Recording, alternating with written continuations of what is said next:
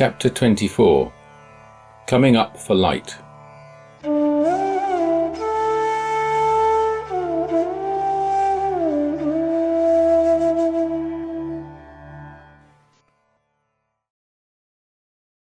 The gorge fascinated me. My attention was repeatedly drawn back to it.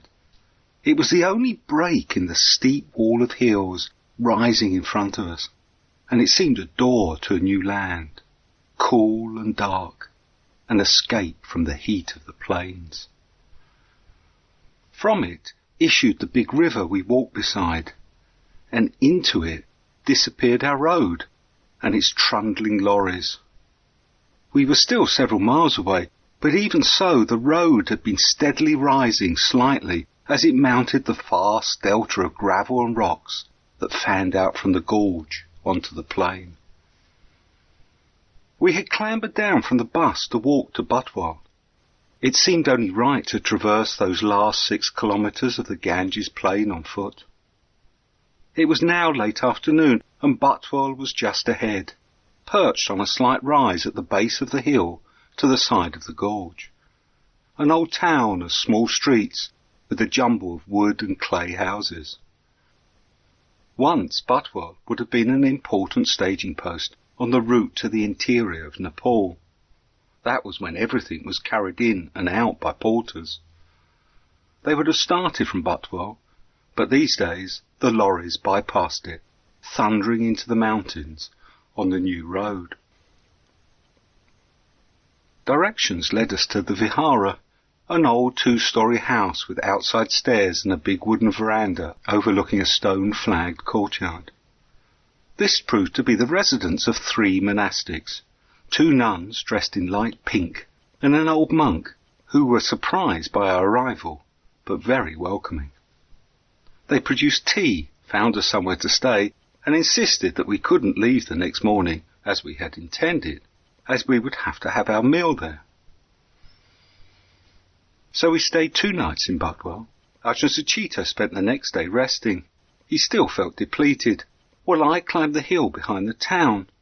I wanted to reach the higher forested slopes that I'd seen from the plain, but they were much further up than I'd imagined.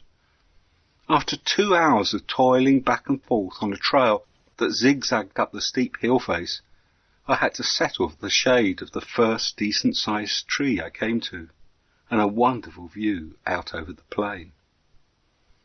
My mind, though, was on the mountains ahead. The track I'd been climbing was the old Porterage route. Our host had mentioned it, saying that on the following day, once we were through the gorge, we should leave the new road and the valley and climb up to this old trail. It would be quicker that way, and we would be in Tanzan within 2 days. Mountain trails. Perhaps we could abandon our original plan to head east along the base of the mountains. The Porter Trail went all the way to Pokhara, which was amidst real snow-covered mountains. From there, perhaps we could instead cross high mountain passes to Kathmandu. I came down from the hillside full of such thoughts, and keen to leave the next day at first light. Our host reluctantly agreed, providing we took something for breakfast with us. I was now so caught up in the desire to get going that even this seemed a nuisance. I reasoned that we needed to start early to avoid climbing in the heat, so that we could get to the village of Mesum in time for the meal, and also so I could enjoy walking through the gorge in the half-light of dawn. But then there are always reasons. So the next morning I got annoyed at having to wait while a Nepali matron bustled about packing a pile of warm chapatis, then wrapping and carefully stitching cooked vegetables in banana leaves for our breakfast. She would have been up especially early to do that for us.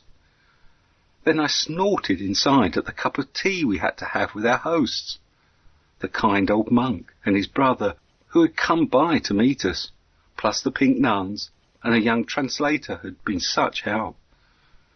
I was fuming when we took the wrong way through town and added 5 minutes to our journey.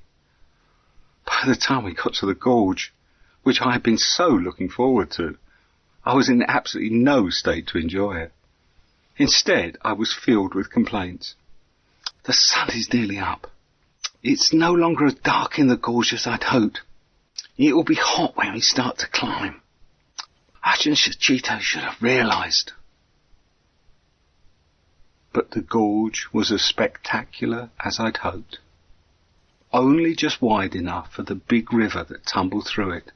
Its vertical rock walls echoed back the roar of the water. The towering walls dwarfed our road, tucked under an overhang, and reduced the sky to a long slit way above us. It was dark and filled with the cold wind coming down out of the mountains. So then I got annoyed because my annoyance stopped me enjoying it. But on the far side was the light. It flooded into the gorge, and thankfully also into my mind, dispelling the discontent. We emerged to find the sun was up on a new vertical world, of steep forested slopes with patches of cultivated terraces higher up, and dotted with houses. There were even distant mountains just showing in the cleft of the valley ahead.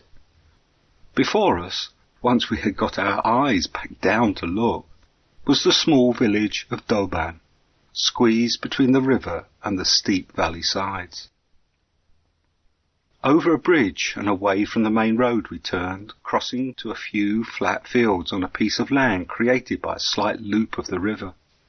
As we crossed, I was still taking in the shock of the sudden beauty of this world, with an extra physical dimension, where I was used just to sky.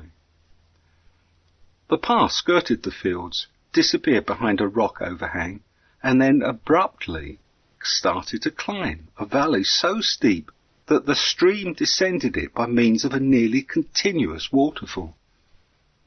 The path became a rocky staircase, climbing back and forth across the face of the narrow valley, and crossing the stream at breaks in the stream's plummeting descent. All the way up, there was deep shade from the tall trees, rocks damp from the haze of falling water, and bunches of light green ferns. The cool walls we climbed beside were covered in dark green liverworts, wet from the misty spray, and amongst them were delicate little orchids, lovers of such cool, shady places, just about to come into flower. I needn't have worried about climbing in the heat of the sun. We went on for half an hour before stopping for the breakfast of chapatis, sabji and boiled eggs. By then I was confident that we'd reach the next village of Mason by 10 and so be able to get our food there. We could take our time. When we started again, it was not long before we were coming out onto narrow cultivated ledges and climbing past the occasional house with smiling children waving as we went by. I now know that we were climbing part of the Mahabharat Lek, the ridge of hills that form the outer ramparts of the Himalayas. The term hills seems a strange one to use for things with steep faces rising up to well over 10,000 feet, which is 3 times the height of the highest mountain in England. But then everything is relative, and when your country has Mount Everest at 29,000 feet, it seems reasonable to call something Himal only if it is covered in permanent snow and ice, and call the rest Paha, hill, if it is not. The Mahabharat Lek, however, is the highest and steepest of the hill ranges, as it is directly above what geologists call the main frontal thrust, the leading edge of the land that is being crumpled up by the Indian subcontinent's push north into Asia. We did get to the top of that hill by 10, but not to Mason. Instead, we came out into an empty, narrow valley of dry grassland running between 2 higher hills, at the far end of which was yet another climb to a distant ridge and houses. It was that climb that let us know what we were really in for in the Himalayas. We were already exhausted, but we couldn't rest if we were going to get there in time to find food to eat. There was no shade, The path had a surface of grit that our feet slipped back on, and all the way up we had to force ourselves to just keep going. We arrived at the top covered in sweat and dust to find Maysom was just half a dozen empty houses.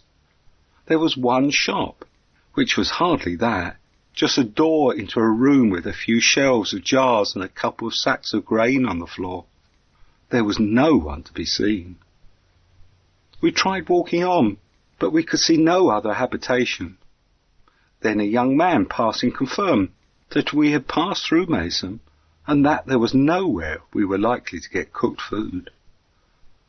So I went back to the shop, and after a lot of calling, an old lady appeared who sold me all there was to eat. 4 packets of cream crackers, a bag of roasted dal, and some chewing sweets. Then we walked a little way along the path and tried to eat it.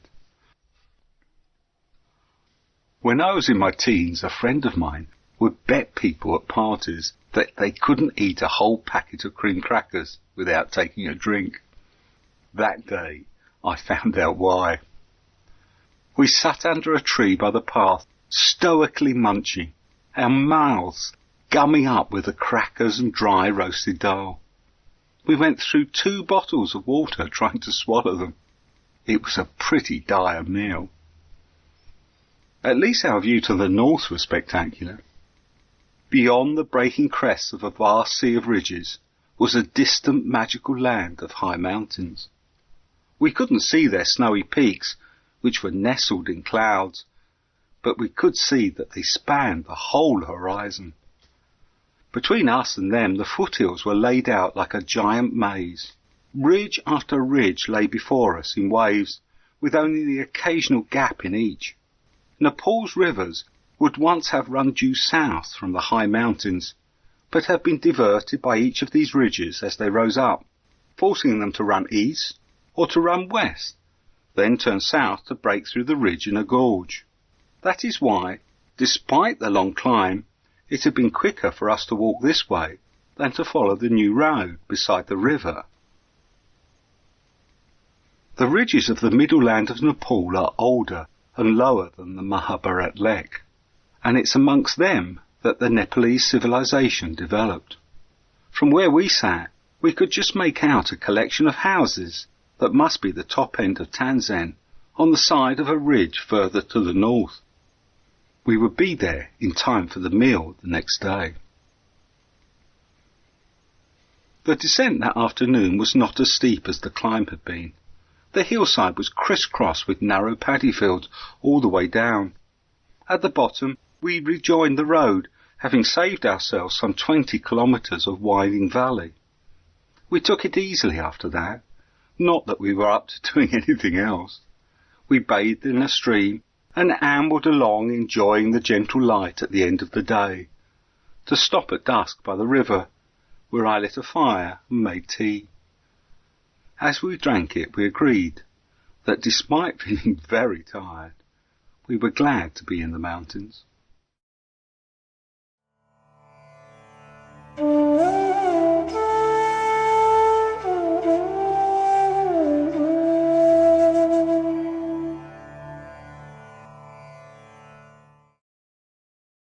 Mountains breed madness. The walk from Budwal required such berserk surges of energy that I could only make it by letting go into a kind of raging delirium, the harsh rasping of breath bellowing in my ears like a war cry, the heat pounding through my head like bloodlust, dissolving vision into brief flashes of coherence through a blur of sweat. My mind could either bite the bullet and thrash the body on, or go under. As there was nowhere to go under, I clenched and bit. At the top of each climb, when we flopped gasping onto the ground, there would come the surge of elation, giddy, manic, overriding the body's complaints. Then the breathing would lapse back to normal, and we could grunt or crack jokes at each other, and then it'd be up again, up the next climb, or jolting down a steep incline, knowing that it meant another climb was on its way, and another energy burst, violent as a mountain storm. It was like being possessed by bouts of mania and hysteria, a possession that was yet purifying, and that it left no room for doubt or grumbling. Only in the evening, when the sunset suddenly sucked the warmth out of the air, did I have the time to wonder, dully, how much more of this I could physically handle. I wrapped my blanket around me as we sat with a few words and tea around a fire. It was cold. Tomorrow we would go on, and that's as far as I needed to think. Tomorrow would get us to Tanzan. We'd have a few days there to figure out what direction to take next. Tanzan, a hilltop town. We arrived mid-morning of March 20th up a muscle-searing path and wobbled into the main square. There must be a phone somewhere. I uncrinkled a scrap of paper bearing the name and phone number of Chatra Raj, Venerable Vimalananda's younger brother, but the town was a step ahead of us. Within minutes we were spotted and escorted to a local pharmacy with the notable Buddhists of Tanzan, headed by Venerable Sakyananda, Chatra Raj Sakya, and Mr. Bajracharya were expecting us for the meal. Ah, clear light. We were back in Buddha land again, a bhikkhu to bow to, and the women folk well to the fore, dressed in their Sunday best and bearing engraved metal basins of rice, plates of curries, dal, spices, sweets. It was a proper Buddhist dana, an offering by the congregation who were filling the room above the shop that also comprised the home of Mr. Bajracharya. We were seated on cushions, and the food was offered, first to the bhikkhus, who responded with chanting, and then, when we had taken what we needed, shared out amongst the 20 or so lay people. It was a time for a revision on who I felt myself to be. The half-crazed tramp in my psyche shuffled aside to make room for the visiting dignitary. Here, sudden as the clearing of a storm, we were honoured guests. After the meal, Chatra Raj, whose name meant Royal Parasol, guided the conversation with his near-perfect English. This hilltop town had a thriving Theravada community, of which the principal pillar was the town's only resident bhikkhu, Venerable Sakyananda. He was in his 80s and was the second most senior Theravadan monk in Nepal. His influence was shared out amongst the Buddhist community, prominent members of which took turns in inviting him to their houses for his meal. Bright beyond his age, walking every day around the precipitous streets of Tanzan must have been a good workout. Bhante asked a few questions about Buddhism in Britain and fixed us with a calm but sharp eye. This was a Theravadan enclave, distancing itself both from contemporary Tibetan Buddhism and the archaic Newari Buddhism, which is a highly modified and unique survivor of Indian Buddhism. Chatra Raj, however, an educated man who lectured in economics and business studies, regarded the Newari form as a collection of outdated rituals that had little to do with the Buddha's teaching. He was an experienced meditator who, when not attending to his teaching duties or his small electrical shop, or acting as Venerable Sakyananda's secretary, liked to spend time at a Goenka retreat centre in Nepal-Ganj. Actually, there didn't seem to be much of that kind of time in his life. Like so many busy people, he picked up the duty to attend to us as if it were naturally his. Inquiring after my health, he took the opportunity, the pharmacy we were in doubled as a clinic, to have Mr. Bajracharya conduct a brief examination and come up with a diagnosis and a remedy, some antibiotics and some enzymes. According to Mr. B, my intestines had not been functioning properly since my first major bout of dysentery. When was that, Bhante? Calcutta, around the New Year. The enzymes were to restore the intestinal flora, whose absence meant that I hadn't been digesting food for 3 months. That cast a new light on my turgid mind states, and a long-absent clarity filtered in like dawn. Where had I been? It was like this the last time I was in India. How could I have forgotten? Then the recognition, reason, is the first thing to be sacrificed when the system is lacking energy. So it was back to basics. How fitting it was that the higher realms should rest on the most modest and earthy foundations, but all things are connected. So, if you come this way, remember your guts, pilgrims, intestinal flora. Within a day or two, those most humble of all creatures gave me the strength to think straight and to at least walk around the twisting streets of the town without going wobbly. Wishing them well on their long upward climb to higher rebirths, I felt myself coming back into daylight. Chatra Raj settled us in the Sri Mahabodhi Vihara, whose construction Venerable Vimalananda was fundraising for. It had been established in 1984, and although the main structure was more or less complete, only 2 small rooms and the main hall were usable. I couldn't grasp why it was needed at first, as the town already had 4 viharas, with only 1 monk and a nun to share amongst them. Still, it did mean that we had the place and some time to ourselves, but not a lot.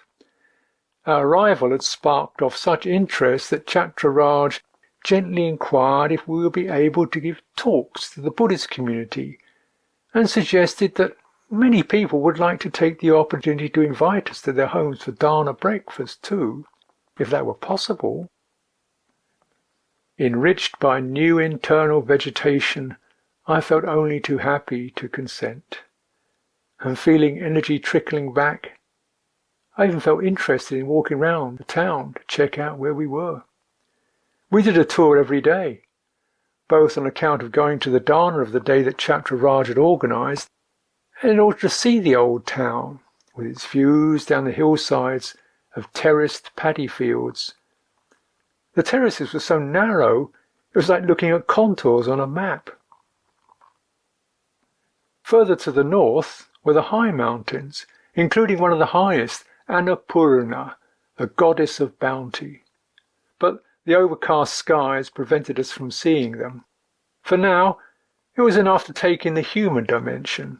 The old town inside massive wooden gates coiling around the hilltop, the climbing streets, and the 2-story brick and plaster houses with roofs jutting out into the street from each story. The upper stories of the houses protruded so far they nearly met across the street below, as if people wanted to contact each other. Here and there arches actually spanned a narrow lane some 4 or 5 metres above the ground level. The older houses among them had tiled roofs, with gourds and squashes growing on them, and you stepped down off the street to enter them, ducking your head to get under the door lintel, as we did on the many occasions when we were invited in to receive a meal and say hello. The streets were pleasant. Yes, you could stop and look around in a Nepali town without being harassed by man, beast, or vehicle. There wasn't the blare of music, or the fear of stepping on something, or someone, unmentionable. Streets that did not have to channel the bedlam of India were places to converse and think about where and how we would proceed from here. How was important. In consciousness, a pilgrimage is more like a living mandala of interconnected images than a historical record. So, To re-establish the sense of pilgrimage meant picking up the thread of the past from the parents, teachers, and the Sangha, as it had been handed on through all those Dhamma guardians, from Mr. Dyas and Mr. Mishra to Mechi Ali, Sister Tanisara, and Thomas, through all the pestilence and mayhem of the trip so far. Now we had to sense how it would run on from Chatra Raj through Nepal. Everything's connected. One strand of that thread that seemed to be emerging connected us to a weave of viharas and supporters across Nepal. Chatra Raj had the knowledge and the contacts, a list of addresses of all the Theravadan viharas in Nepal that we were liable to come across, along with names of relatives, sympathetic associates, and fellow Buddhists. We could be a source of inspiration to them, and they to us. The route, speculated over on the map that I now had enough energy to investigate, was the second strand. This time, of course, we were going to be more sensible. No hurry, no particular destinations, not so many people to avoid, so we could camp out anywhere. Brewing tea with fresh mountain water beside white torrents. Hill country, just the kind that Nick enjoyed. We would be striding along without a care in the world. My trail-hardened ear snagged that one.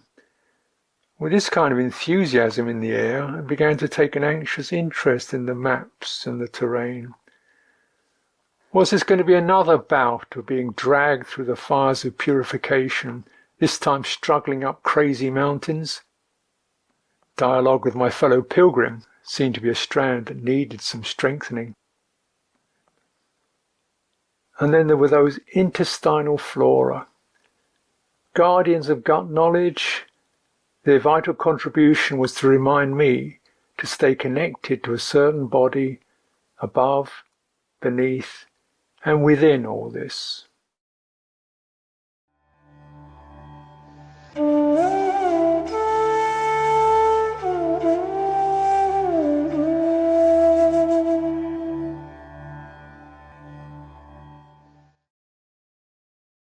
I think it must have been Chatra Raj who first explained why the surname of every Buddhist we met in Nepal seemed to be Bhattacharya or Sakya.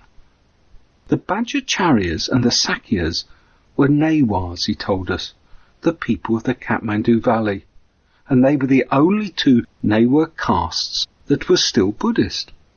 All the other Newars, those with all the other names, had converted to Hinduism sometime in the past, though they too had once been Buddhist. That was as much as we got from him, that and how traditionally the two castes had all been goldsmiths. Chatra Raj's father had been. He showed us the old tools. But the family business had been changed into an electrical shop. That's what had happened for most of them. They'd become the merchant class and had spread from the Kathmandu Valley throughout Nepal. Light was dawning, so that was why there was a small Theravadan community in each of the towns, and why they all had the same name. And that was why they looked different to the locals. Tansen was an old Gurkha town. The Gurkhas, as well as being Hindu, were supposed to be of Indian stock originally. They still looked vaguely Indian, a montane ecotype that had evolved small bodies, big chests and large thighs to deal with the different habitat. But Chatra Raj, with his round open face and smiling, slightly armoured eyes, didn't look Indian. But he didn't look Tibetan, Chinese or Burmese either. He had something from all the peoples who've moved into the Himalaya. How he looked is what I thought of as Nepalese, but now realised was really Newar. What Chatra Raj didn't tell us, but which he must have known, was where the names Sakya and Bhattacharya came from, and why they were the only caste that was still Buddhist. Anthropologists has shown that the Bhattacharya's and Sakyas were actually once a monastic order, supported by the other Newar people. They were exponents of the Buddhist Vajrayana teachings, and they lived in urban monasteries. As they practiced Tantric Buddhism, they had no problem with the idea of sexual relations, which of course eventually led to marriage and the monastic order changing to a priesthood that was inherited at birth. Later their influence on the other castes waned, and many of them had to take up other professions associated with their role as priests, making religious statues, painting tankas, and most importantly, in a society that stored its wealth as jewellery, they became the gold and silversmiths. On our third day in Tansen, we ate at Chatra Raj's house. We came in the back way, through a room behind the electrical shop, and then climbed some narrow stairs while bending forward to get our big bodies under the low ceiling. The living room was above the shop, with windows looking out onto the busy main street at the front of the house. There was a shrine at the far end, with a sublime Buddha Rupa in a locked glass case set into the wall. It was bronze, with intricate inlay work in gold, an example of Newar craftwork. There were also finely made metalwork candlesticks, delicate vases with flowers, and an embellished incense holder into which Ajahn Sucitto set burning incense before bowing 3 times. On the walls to the side of the shrine were photos of venerable old Theravada monks. We sat fronting all this, on the floor, Ajahn Sucitto next to the shrine, and Chatra Raj across from us, while his wife, one of his daughters, and an unmarried sister served us. His mentally handicapped son gambolled in and out of the room with the women. He seemed a happy and well-loved lad. They all gathered for the blessing given by Ajahn Sucitto, but only Chatra Raj ate with us, the rest retiring downstairs. Afterwards we talked about how busy Chatra Raj found his life. He was a professor at the local university, as well as trying to run the shop, serve as president of the Young Men's Buddhist Association, and so much more. As he talked, I could see the problem. It was all good and worthwhile stuff, but he was a doer. Like me, he got things done. And he hadn't apparently realised yet that if you want to have a more peaceful life, you have to start leaving some things undone, even if they are worthwhile.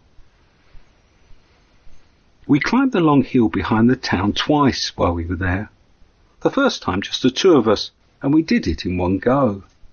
The crest and the slopes on the far side had been planted with pine trees, a reforestation project that had been ordered by the king when he visited Tansen some 10 years earlier. He'd landed there by helicopter and deplored the bare wasteland that it had become. It was now a beautiful and tranquil park, and we thought how good it would be to get Chatra Raj up there and away from his innumerable duties. It was a small thing we might do to repay all his kindness. Climbing with Chatra Raj a couple of days later, we chatted most of the way up, in short sentences between deep breaths. We had to rest near the top, more for Chatra Raj, who was red in the face and had sweat on his brow beneath his colourful Nepali cap. Then we climbed again, now using a track with a gentler gradient, and the conversation turned to the less personal, to his spiritual aspirations. The path followed the side of the ridge, and then crossed over into the park, where we stopped to look out over the succession of ridges to the clouds hiding the higher peaks. There were spaces between the sentences as we took in the wonderful scenery. Eventually, the conversation stopped completely. Ajahn Sucitto suggested some formal meditation. We moved across and sat down under some of the pine trees. The enveloping silence was accompanied by the whistle of the wind through the branches.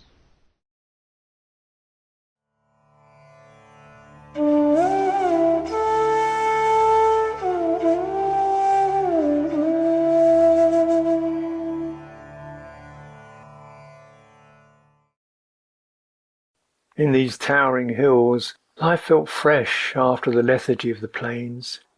Even the weather. Bright, warm sunshine, then clouds followed by a crackling storm and a day of soft haze. And always fresh mountain air. The human realm had also brightened up. The pebble-eyed stare and numbing non sequiturs of much of our trip gave way to reasoned conversation on the history and culture of the town, and the way that Buddhism was developing here. Chatraraj was a mine of information. Although he was mostly interested in talk on Dhamma and Buddhism in Britain, we pumped him for information to get our bearings on Nepal and its religion. It was the relatively recent introduction of Theravada into the country that concerned him, hardly surprising considering that two of his brothers were bhikkhus, Venerable Vimalananda, whom we knew from Lumbini, and the highly respected Venerable Amritananda, whose recent death had robbed their Sangha of its leading scholar and organizer. Their Theravada Sangha, now consisting of about 100 bhikkhus, was only just beginning its third generation, with Venerable Amritananda himself being a disciple of Mahapragya, the man who had defied government strictures against converting to Buddhism by taking Theravada ordination in 1928. Still alive was Venerable Pragyananda, the first man to walk the streets of Kathmandu in the saffron robe in recent history. Having become a Samanera in 1930 and a bhikkhu in 1932, he was the most senior bhikkhu in Nepal, and had therefore been made the titular head of the Sangha, the Sangharaja, a few years ago. But these were still the formative years. In fact, it was only in 1946 that, thanks to the persistence of Amritananda and the support of the Sri Lankan Sangha, bhikkhus were even allowed to stay in Nepal and teach. In other words, Theravada had been in Nepal for about as long as it had in Britain, and until recently under unfavourable circumstances at that. Its acceptance in Nepal would only have come about after the Second World War, when the Nepalese state had wanted to align itself more fully with the international community. Then, as the Buddha, a son of Nepal and an internationally recognized sage, came back into favour, his Sangha crept in behind him.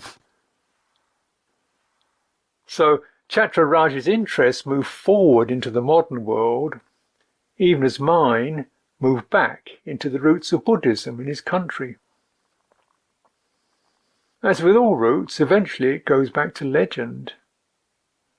Nevertheless, archaeologists had found traces of the Lichavis, whose traces we had come across at Vaishali, as being apparently present in the fertile and accommodating Kathmandu Valley around the 3rd century of the Common Era.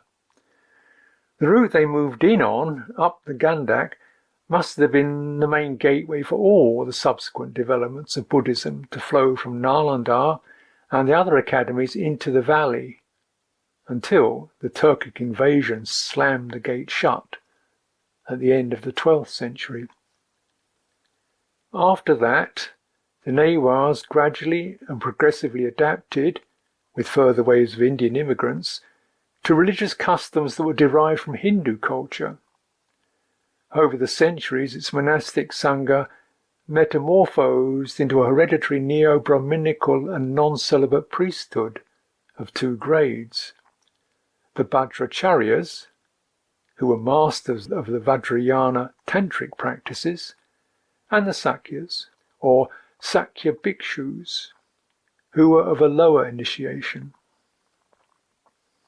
Caste, formally instituted at the end of the 14th century, also helped to fix the priesthood as a caste occupation, with the 2 grades becoming 2 clans, who dwelt in viharas and whose lives were regulated by rites that were shadows of Buddhist ordination and Hindu initiation ceremonies.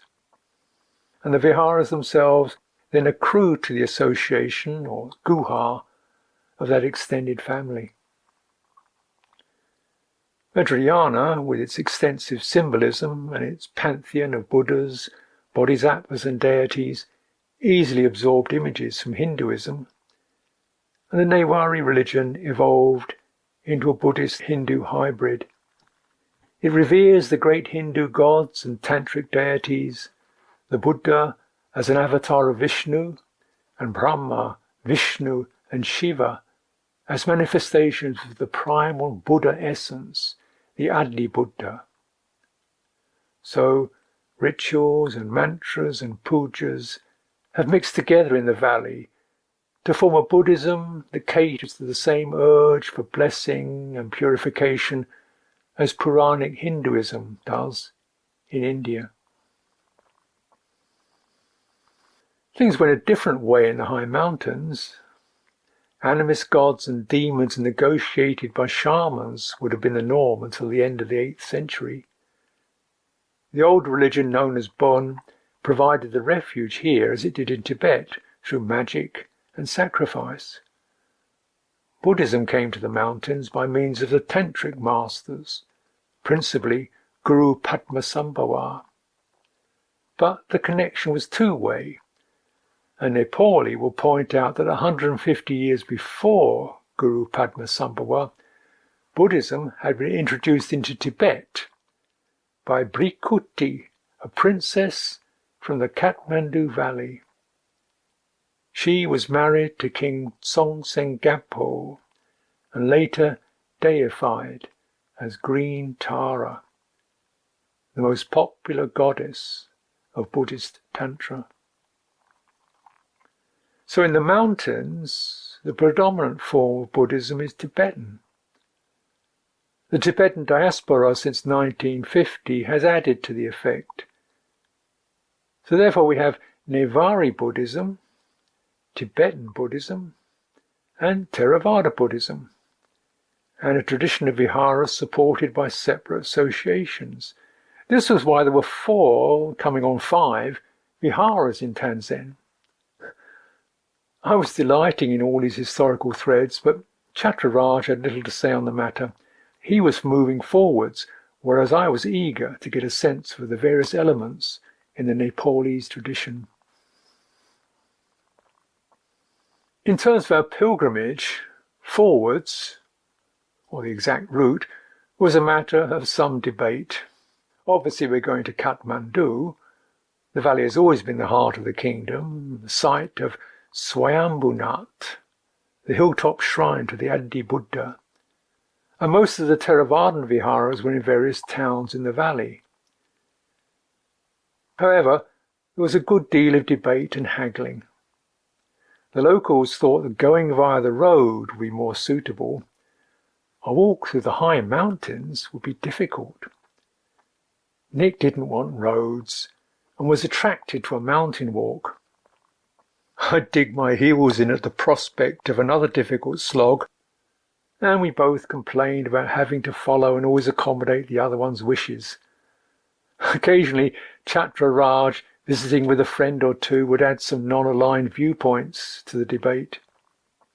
And eventually, it was the heavy bait of Chitwan National Park that eventually weighed in favour of the less mountainous southern route, through the foothills southeast of Tanzania, into the park, and then eastwards before swinging north to the Kathmandu Valley.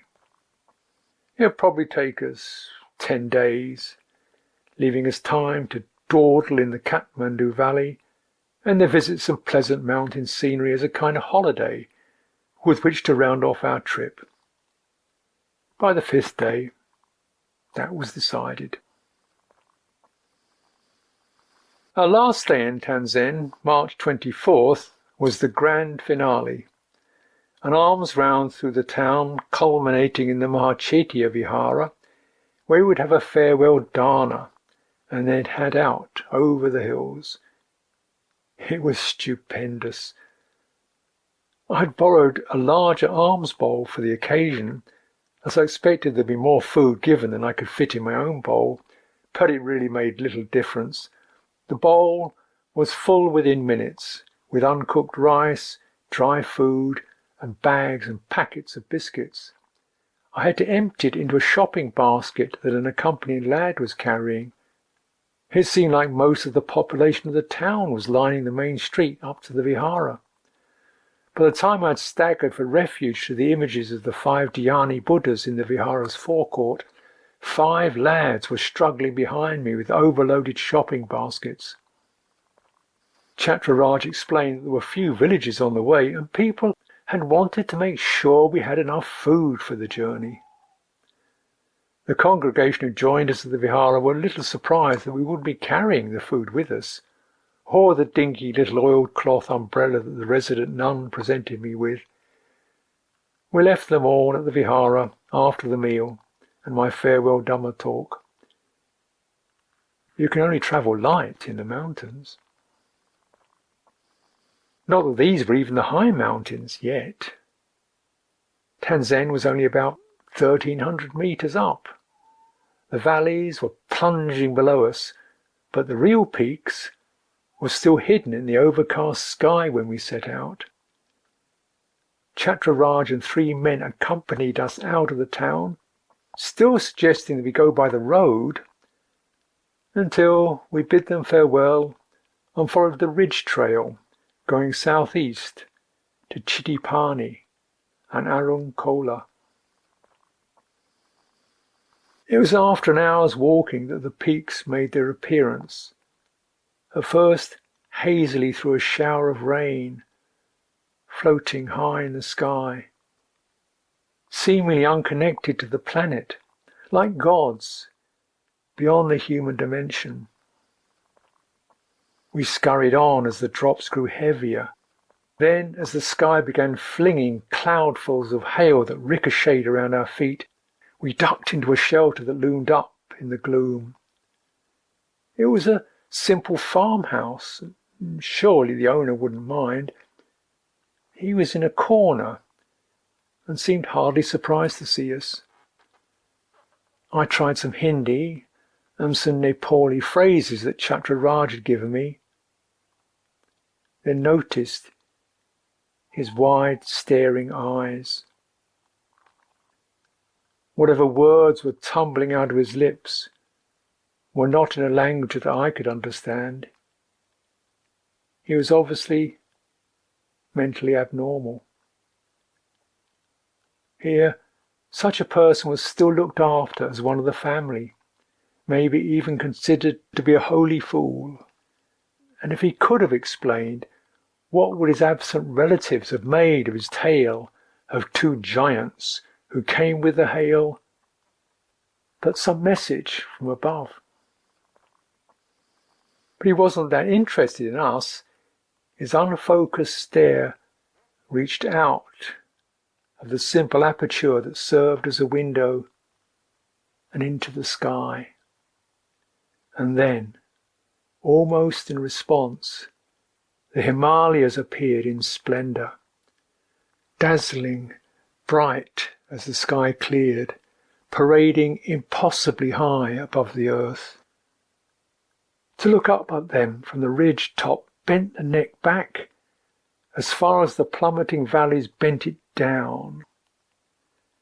And in between the 2 levels we hung, somehow connected to all of it in a way that would snap the mind if you dwelt on it too long. The human level felt so fragile that we should surely ask gods to protect our bodies and minds from being snuffed out by it all.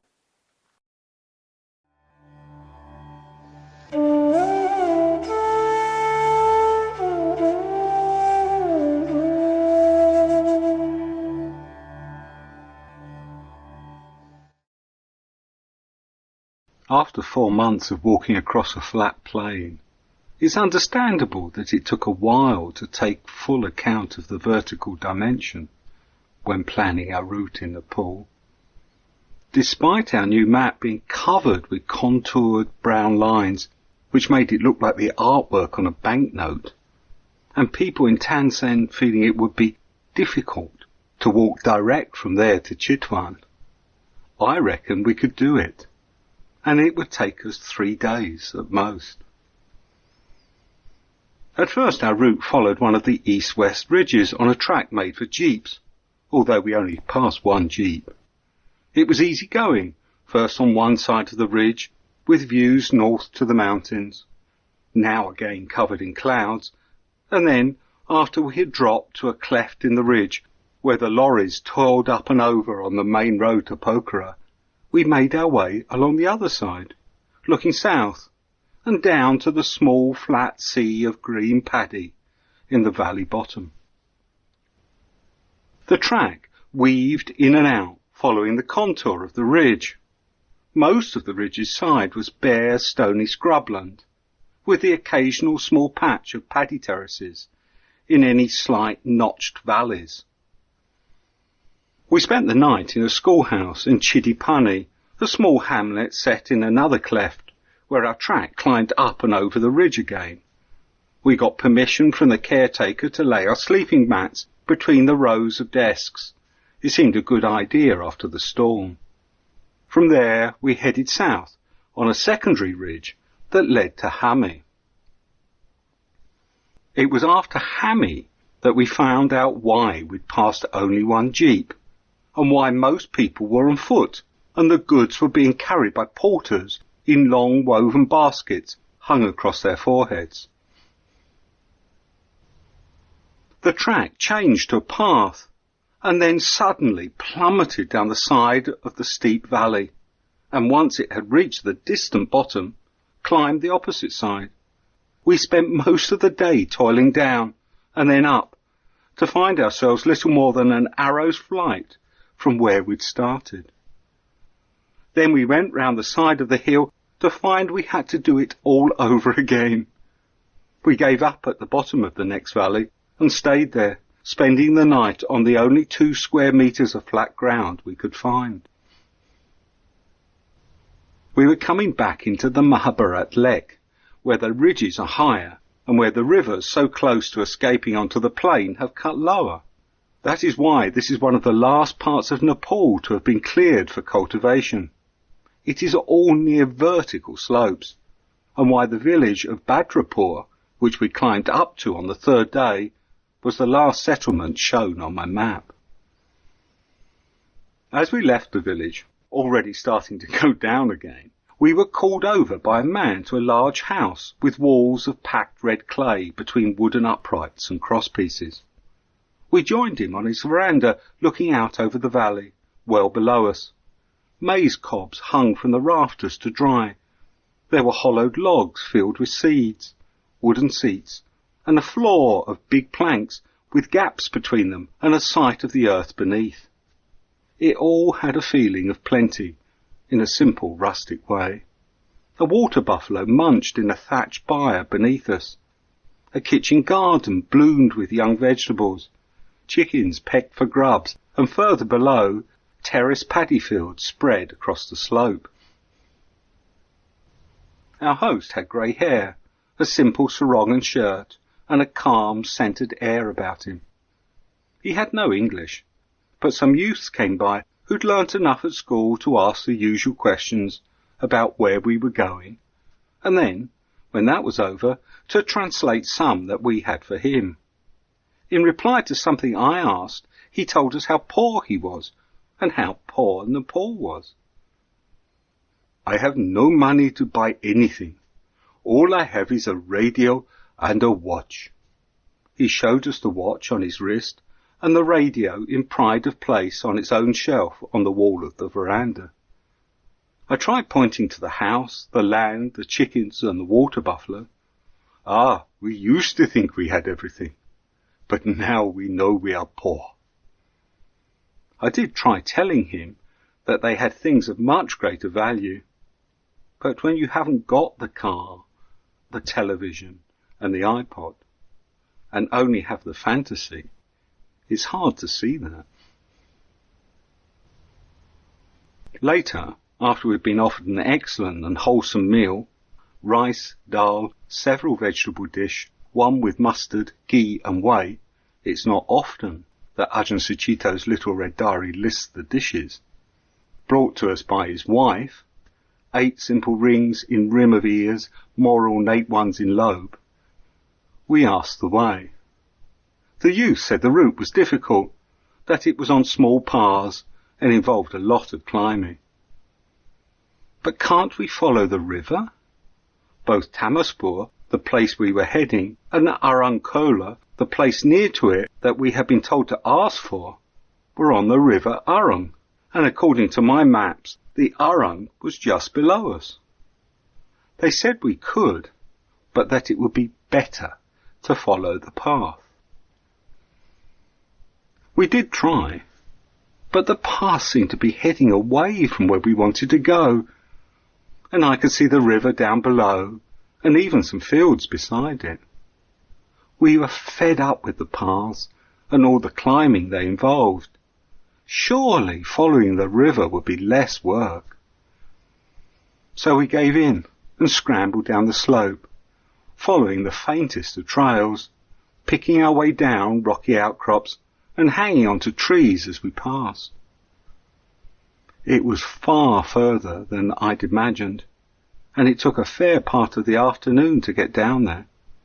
And of course, when we got to the bottom, there was no path, just a few paddy fields on a small flat piece of land beside the river. We sat down to recover and take stock. The river that thundered by us seemed to comprise as much of rounded boulders and rocks as of churning white water.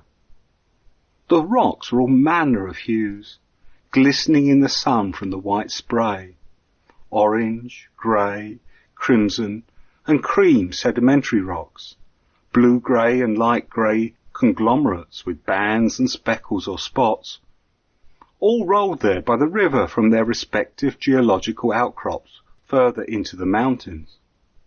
The valley sides were steep, and where our patch of land ended, the slope was a near sheer wall of scree and rubble running straight down into the river. To follow the river, we'd have to cross it. I cut poles from the scrub beside us, and we wobbled across through the raging water, me first, to see if it was possible, and then Ajahn Sucitto. When we got across, we found that the patch of land on the other side was no larger than the first, and a few 100 yards further on, we had to cross slowly back again. We must have crossed 4 or 5 times, our feet becoming numb from the cold water, before we stopped, exhausted, to sleep the night on one of the small flat areas of paddy. By then, we'd realised why the locals climbed over the last line of hills, rather than follow the river. Next day, after a breakfast of tea and Chinese packet noodles, it was the same. We had to cross that river another 23 times. I counted. Taking our sandals off each time, leaning on the poles, our numb feet feeling for footholds amongst the rushing white water and the glossy wet boulders. Occasionally, we passed across a bigger piece of flat land, with a thatched shelter on it, but all the farmhouses were far higher up, amidst patches of terraces within the woodland on the steep hillsides. We saw very few people, and found no proper paths. The small riverside fields were mostly freshly flooded, with young seedlings of wheat, so we walked along their earth walls. At 9 a.m. we met a farmer who said we would be at Aruncola in 4 hours, which cheered us up. But when we stopped for our meal at midday, slowly chewing our way through dried rice flakes, salted nuts and dried beans, we could see we still had much, much more than that to go. It got hot too. We must by then have been down at the height of the plain, and the increased heat sapped our energy. Although the river crossings were cooling, The glare from the sun, reflected in every direction by the water's shattered surface, made me squint whichever way I looked, and by the afternoon I had a throbbing headache. It was 5 when we finally reached the gorge. The river suddenly turned south to break through the high ridge of hills we'd been walking beneath, and the gorge was full of giant lumps of limestone that had crashed down from the cliffs above. It was dark and cool, but the real relief was finding a proper path, skirting the giant boulders, so that we need not cross the river again. On the far side we camped on the flat delta of shingle where the river fanned out. We sipped our tea by a fire under a filling moon and then lay down to sleep. Neither of us stayed up to meditate. We were utterly exhausted. Getting out of the mountains had taken 5 days, not 3. It would have been much quicker walking the long way, all the way by road, and a day shorter if we'd kept to the track and not followed the river. It felt a relief to be out of the mountains and back on the plain.